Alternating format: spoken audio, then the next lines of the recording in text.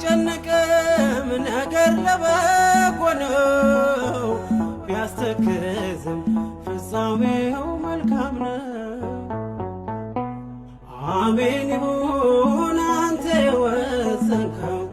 ለኔ የፈቀድከው አሜን ይሁን አንተ የወደድከው ለኔ የፈቀድከው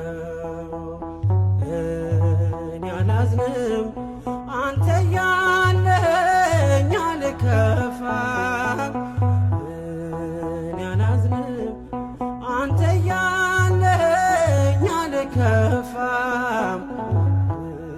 እናት አባት ዘመድ አንተ ነህ የኔ ተስፋ እናት አባት ዘመድ አንተ ነህ